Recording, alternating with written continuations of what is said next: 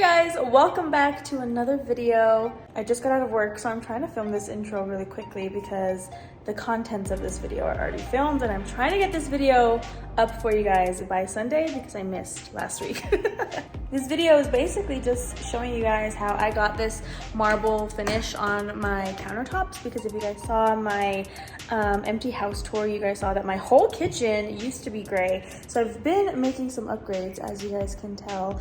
Got new appliances, I got new everything. So I did paint my countertops, which I thought was just a cheaper option than to actually get real marble countertops that could not afford. I think total I spent maybe like $100 on everything, like paint, supplies, the whole shebang. And yeah, I really actually love the way that they came out. So in this video, I'm gonna show you guys how I actually got these countertops. So if you're interested in learning how, keep on watching. Okay, so the first thing that I started off by doing was sanding my countertops. I guess I didn't really need to do this step just because of the types of countertops that I had, but I noticed that there was some stuff like hard, I don't know, glue maybe, that was on my countertops when I bought the house that didn't come off with regular cleaner, so that's why I decided to sand my countertops first, just to make sure that I got a clean, smooth surface to paint on. This is the sander that I'm using, and I believe it's a 120 grit sandpaper. And then I went straight in with paint. So this is the paint that I used. This is the Rustoleum Protective Enamel Gloss White paint. I made sure to get the gloss white, not satin, not semi-gloss. I wanted a gloss white for my countertops. So this is what I used.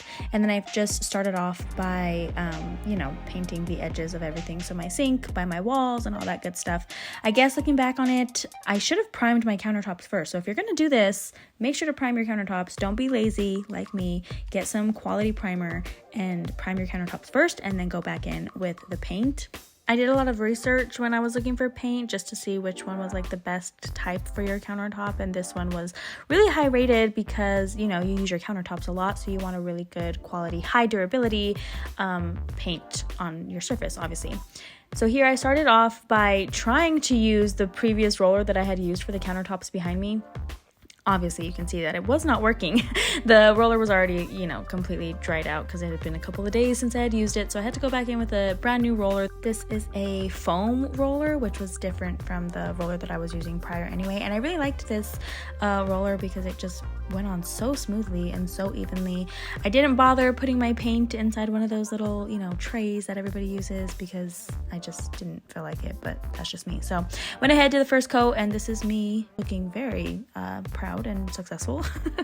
With this paint, you do have to wait a full 24 hours before recoating, so that's what I did. This is the next morning, and I'm just going in lightly sanding the countertops that I just painted. This is a 220 grit sandpaper, and I'm just really filling all around just for any bumps or unevenness that I should buff out and sand before we do the second coat.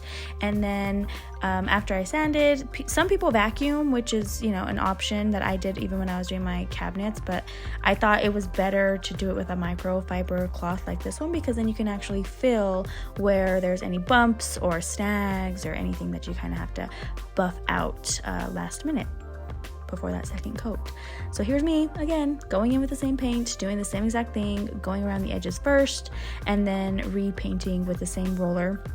The tip to using your roller over and over again, like day after day, is to make sure that it's securely wrapped. So I wrapped mine in a Ziploc baggie, and then I put a Walmart bag over it, and I tied it really tight, and then I clipped it. This is what I used to repaint the countertops day after day. I also really like this paint because it's almost like self-leveling, so you're not left with like huge clumps of paint in one area and, you know, just that weird, it levels itself out is what I'm trying to say. So then again, did the same thing, let it dry for a full 24 hours, and then I went back in and I sanded it.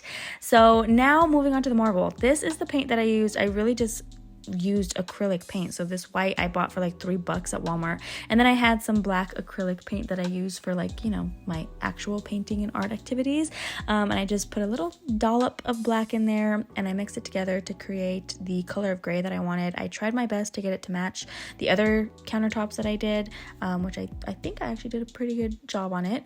And then for the blending, this is what I used. I just used some mini beauty blenders. These are normally used for like under your eye area, but it worked perfectly for blending the paint out, and I don't use these beauty blenders for my face anyway, so they honestly came in handy. Creating the marble effect was so easy. You're really just free-handing it, you know what I mean? I'm just making awkward lines, making sure not to make them too straight, and then I'm blending them out with my beauty blender. So I'll show you guys a clip here now. Yes, that me doing it up close, and this is like real time right here. This is how slow I go to create the line, and then I just get the beauty blender and I dab it out. I just kind of pounce it on there. As you can tell right now, it's actually really harsh, but the more you go over it, the more paint you add, the more you spread it out, it starts to almost like lift up off of the white paint, which gives it that marble effect, and you guys will see what I mean. But I start just, you know, going over it a couple of times, and then I add a little bit more paint wherever I think it's needed, and then now you can start to see it lifting up, creating kind of like that gradient look. The marble effect is really what it is. The great thing about doing a marble effect is that it doesn't have to be perfect. You know, your blending, your lines, the design, anything, it can really just be free-handing it, and it turns out pretty great. So that's really what I'm doing. I wanted to show you guys this quick clip, that way you guys can, you know, get an idea of what I'm doing for the rest of the big lines. This is a time-consuming process, so make sure that you have a couple of hours to spare, and you're just really taking your time on it. Look up some pictures of inspiration of what kind of design, marble design that you want. I know for these countertops, I didn't want it to be too busy, so I was really being, you know, really sparse with how many lines I was doing on my countertop. The good thing about this as well is that if you don't like a line, you can just wet it and take it off. It's not that big of a deal.